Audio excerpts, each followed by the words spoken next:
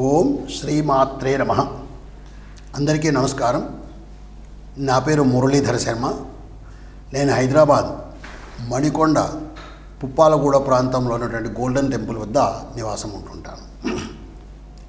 ఈరోజు మనము 2025వ సంవత్సరంలో, అంటే ఈ క్యాలెండర్ మనకు జనవరి 1వ తారీఖు వస్తుంది కదా, ఈ సందర్భంగా 2025వ సంవత్సరంలో గోచార రీత్యా ఏ రాశి వారికి ఎలాంటి ఫలితాలు ఉంటాయి అంటే జనవరి నుంచి డిసెంబర్ వరకు సుమారుగా ఈ టైంలో వచ్చేటువంటి ఈ కాలానికి ఎలాంటి ఫలితాలు ఉంటాయి అనేది జాతకరీత్యా గోచార రీత్యా చెప్పే ప్రయత్నం చేస్తాను.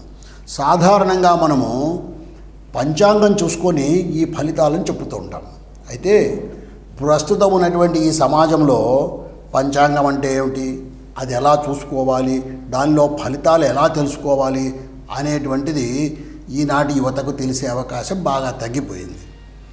వాళ్ళు క్యాలెండర్ మీద ఆధారపడి ఉంటున్నారు. కాబట్టి ఆ క్యాలెండర్ ఆధారంగా అంటే ఈ జనవరి నుంచి డిసెంబర్ వరకు ఎలాంటి ఫలితాలు ఉంటాయో చెప్పే ప్రయత్నం చేస్తాను. మనం ఈ జనవరి 1వ తారీఖును అంటే 1/1/2025 అనేటువంటి ఈ తారీఖును మనము మన హిందూ క్యాలెండర్ అంటే పంచాంగంతో సరిచూసినట్టయితే పుష్యమాసంలో పుష్యశుద్ధ విధియ నాడు బుధవారం నాడు ఈ 1వ తారీఖు వస్తుంది. అంటే పుష్యమాసంలో శుక్లపక్షంలో విధియ నాడు బుధవారం నాడు ఈ 1వ తారీఖు జనవరి 1వ తారీఖు వస్తుంది. ఆ రోజు ఉత్తరాషాఢ నక్షత్రం ఉంది. ఆ విధంగా ఆ తిథి నాడు వస్తుంది. ఈ 25 అనేటువంటి ఇది చూసినట్టయితే మనము క్రోధినామ సంవత్సరంలో కొంతకాలము, విశ్వావసునామ సంవత్సరంలో కొంతకాలము, 2 తెలుగు సంవత్సరాలతో కలుసుకొని ఉంటుంది. ఈ జనవరి 1వ తారీఖు నాడు, జనవరి 1, 2025 నాడు కాస్త గ్రహస్థితి ఏ విధంగా ఉందో కూడా మనం తెలుసుకునే ప్రయత్నం చేద్దాం. దానివల్ల మనకు అసలు మనం గోచారం ఎలా తెలుసుకోవాలనేది అర్థమవుతుంది. లగ్నము ధనుర్లగ్నములో ఆనాడు సూర్యోదయం అవుతోంది. అంటే రవి ధనుర్లగ్నంలో అగ్ని రాశిలో ఉంటున్నారు ఆయన.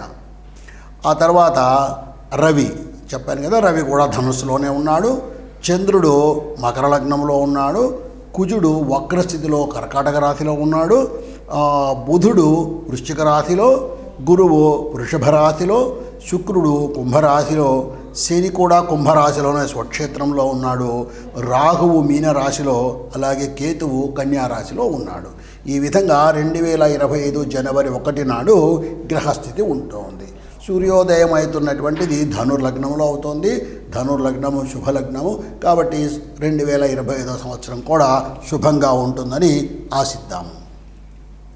అయితే మనము గోచార ఫలాలు తెలుసుకునేటప్పుడు మనకి నవగ్రహాలు ఉన్నప్పటికీ కూడా, అంటే 9 గ్రహాలు ఉన్నప్పటికీ కూడా గురు, శని, రాహు, కేతు అనేటువంటి ఈ 4 గ్రహాల యొక్క ప్రభావాన్నే మనము ఎక్కువగా తీసుకొని ఈ గోచారాన్ని పరిశీలిస్తుంటాము. ఎందువల్లంటే మిగిలిన గ్రహాలు కొన్ని నెల రోజులకే మారిపోతాయి, కొన్ని 45 రోజులకు మారిపోతాయి. అలాగే చంద్రుడైతే 2.5 రోజుకే ఒక రాశి నుంచి ఇంకొక రాశికి మారిపోతుంటాడు. కాబట్టి ఆ ఫలితాలు మన మీద అంత ఎక్కువ ప్రభావం చూపి ఎక్కువ కాలం ఉండేటువంటివి గురు, శని, రాహు, కేతువులు అనేటువంటి ఈ 4 గ్రహాలు మనకి ఎక్కువగా ఫలితాలను ఇస్తుంటాయి. ఇప్పుడు అలాగే గురువు అనేటువంటి ఈ గ్రహము 2, 5, 7, 9, 11 స్థానాల్లో ఉన్నప్పుడు శుభ ఫలితాలను ఇస్తాడు.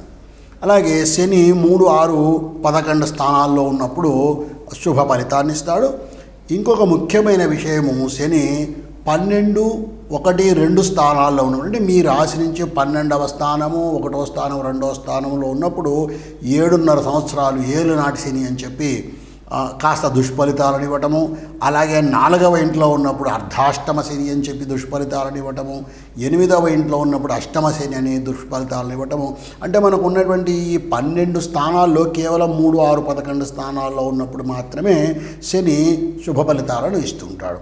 అలాగే రాహుకేతువులు కూడా 3, 6, 10, 11 స్థానాల్లో ఉన్నప్పుడు మాత్రమే శుభ ఫలితాలను ఇస్తారు.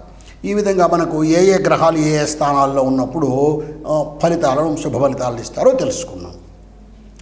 అలాగే ఇప్పుడు ఈ గురువు శని రాహు కేతు అనేటువంటి వాటిలో వేటిని ప్రభావం చేస్తారో మన జీవితంలో అన్నది తెలుసుకుంటే, గురువు చదువు, ధనము, జ్ఞానము, వివాహము, భక్తి, సంపద, సంతానము ఇలాంటి వాటిని గురువు ప్రభావితం చేస్తాడు.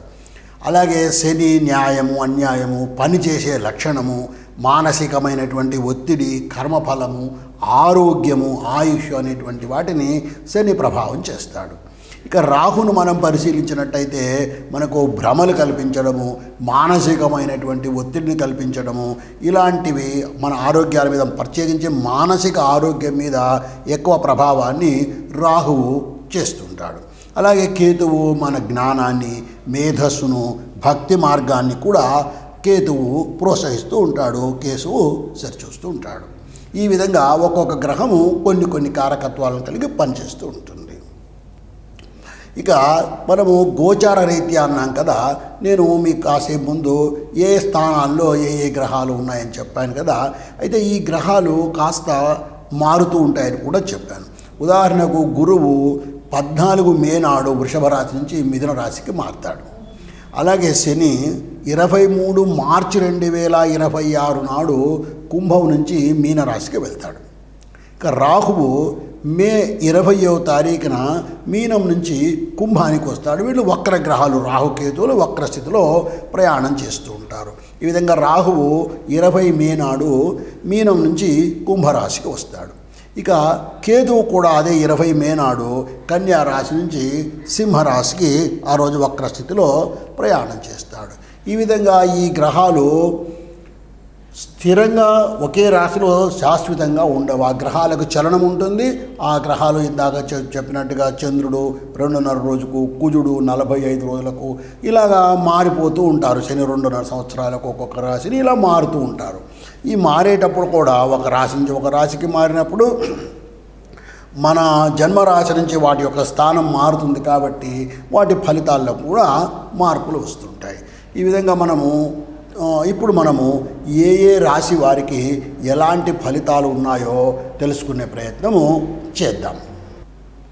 ఇప్పుడు మనము కుంభరాశి వారికి 2025వ సంవత్సరం అంటే క్యాలెండర్ పీరియడ్ జనవరి నుంచి డిసెంబర్ వరకు సాధారణంగా గోచార రీత్యా ఎలాంటి ఫలితాలు ఉంటాయి అనేది మనము తెలుసుకునే ప్రయత్నం చేద్దాము. గోచార రీత్యా ఫలితాలు అన్నప్పుడు మనము గురు, శని, రాహుకేతు గ్రహాలను పరిశీలన చేస్తుంటాం. అంటే మిగతా గ్రహాలు ఇప్పుడు రవి, చంద్రుడు ఇలాంటి వాటిని ఎందుకు మనము అంత ఎక్కువగా ఈ గోచారంలోకి తీసుకోమంటే ఆ గ్రహాలు ఒక రాశి నుంచి ఒక రాశికి చాలా త్వరగా మారుతూ ఉంటాయి. కాబట్టి మన మీద ఎక్కువ ప్రభావాన్ని చూపగలిగే గ్రహాలు గురు, శని, రాహుకేతువులే. ఎందుకంటే వీళ్ళు ఒక్కొక్క రాశిలో ఎక్కువ కాలం ఉంటుంటారు. మరి ఈ కుంభరాశి వాళ్లకు గురువు యొక్క ప్రభావం 2025 సంవత్సరంలో ఎలా ఉంటుందో మనం తెలుసుకునే ప్రయత్నం చేద్దాం. గురువు వృషభ రాశిలో ఉన్నాడు. అంటే వృషభం అంటే చతుర్థం 4వ ఇంట్లో ఉన్నాడు. గురువు శుభగ్రహము. ఇక్కడ ఈయన శుభకార్యాలను జరిపిస్తాడు. ఆస్తి విషయాలు, ఆస్తి పంపకాలు ఏవైనా కూడా ఎక్కువ కాలంగా పెండింగ్లో ఉంటే అవన్నీ కూడా జరిగే అవకాశం కూడా ఉంది. చేసే పనులలో స్థిరత్వం జరుగుతుంది. కాబట్టి కుంభరాశి వాళ్లకు ఈ గురువు యొక్క ప్రభావము శుభ ప్రభావం అని చెప్పవచ్చు. అయితే ఈ గురువు 14 మే 2025 నాడు 4వ ఇంటి నుంచి 5వ ఇంటికి అంటే మిథున రాశికి వస్తున్నాడు. ఈ మిథున రాశికి పంచమ స్థానానికి రావడం వల్ల సంతానం మీద అనుకూలమైనటువంటి ప్రభావము ఉంటుంది. అలాగే ఇప్పటివరకు సంతానం కోసం ప్రయత్నం చేస్తున్న వాళ్ళు ఎవరైనా ఉంటే వాళ్ళకి సంతానం కలగడానికి కూడా ఈ మే 2025 తర్వాత ఒక మంచి అవకాశం ఉంది. వాళ్ళకు ఈ సంతానాన్ని కూడా పొందే పరిస్థితి ఉంటుంది.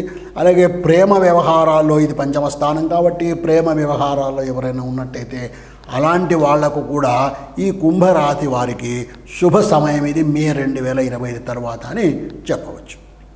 ఇక మరొక ముఖ్యమైనటువంటి గ్రహము శని. శని కుంభరాశిలోనే ఉన్నాడు. ఏదైతే జన్మరాశి ఉందో అదే రాశిలో శని ఉన్నాడు.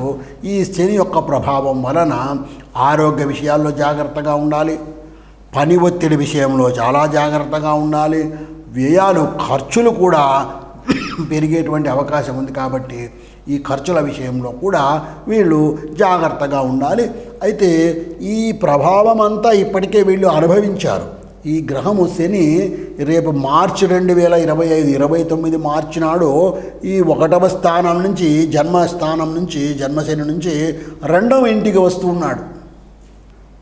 12వ ఇల్లు అయిపోయింది, 1వ జన్మస్థానం కూడా అయిపోయింది, ఇప్పుడు 2వ ఇంటికి వస్తున్నాడు. ఈ అనుభవంలో ఈ కుంభరాశి వాళ్లకు ఇది చివరి స్థితి అని చెప్పుకోవచ్చు. ఈ 2వ స్థానం ధన కుటుంబ స్థానంలో ఈయన ఉండడం వల్ల కుంభరాశి వాళ్ళు కాస్త ఆర్థిక క్రమశిక్షణను పెంచుకోవాలి తప్పకుండా. అలాగే కుటుంబ విషయాల్లో కూడా జాగ్రత్తగా ఉండాలి. ఎందువల్లంటే ఇక ఈ 7.5 శని అన్నటువంటిది ఏదైతే ఉందో అది ఇంకా చివరి దశకు వస్తుంది కాబట్టి మరింత జాగ్రత్తగా ఉండాలి.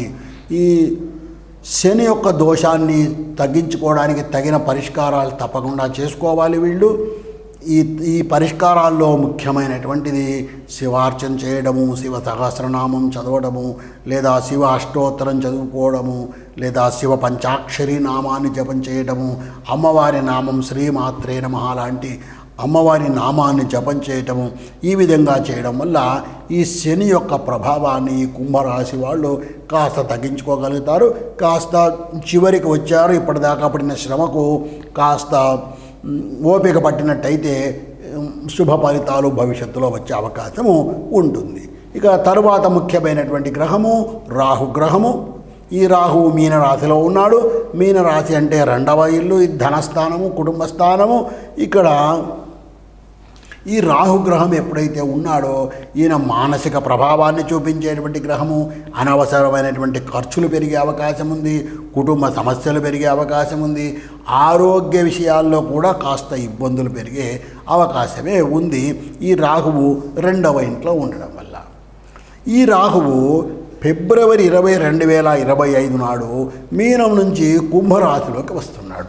అంటే ఇప్పుడు ఏదో 2వ ఇంట ధన కుటుంబ స్థానంలో ఉన్నవాడు అప్పుడు కుంభరాశిలో జన్మరాశిలోకే వస్తున్నాడు కాబట్టి కాస్త మరింత ఇబ్బందులు ఉండే అవకాశం ఉంది. ఆర్థిక అంశాల్లో అనిశ్చితి పెరిగే అవకాశం ఉంది, కుటుంబంలో సమస్యలు పెరిగే అవకాశం ఉంది, చేసే ప్రయత్నాలు విఫలమయ్యే అవకాశం కూడా ఉంది. కాబట్టి ఈ రాహువు యొక్క ప్రభావం వల్ల కుంభరాశి వాళ్ళు కాస్త జాగ్రత్తగా ఉండాలి. ఇందాక నేను చెప్పినట్టుగా భగవంతుడి యొక్క భక్తి మార్గంలో నడుస్తూ ఈ రాహువు యొక్క ప్రభావాన్ని తగ్గించుకునే ప్రయత్నం చేయాలి.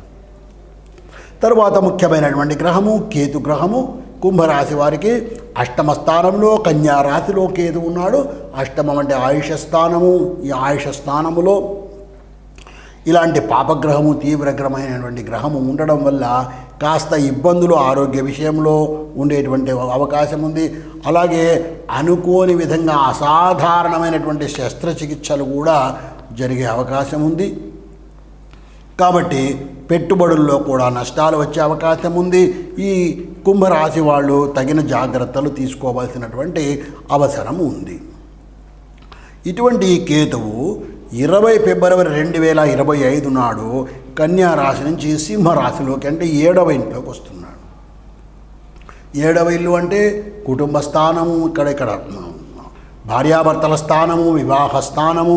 ఇక్కడికి ఈయన రావడం వల్ల భార్యాభర్తల మధ్య ఒత్తిడి పెరగడము, మానసికమైనటువంటి ఒత్తిడి పెరగడము, ఆలోచన విధానాల్లో మనం సరైనటువంటి మార్పు చేసుకోకపోతే ఈ కేతువు యొక్క ప్రభావం వలన కుంభరాశి వాళ్ళు మరి కాస్త కుటుంబ విషయంలో కూడా ప్రత్యేకించి ఇబ్బంది పడే అవకాశం ఉంది.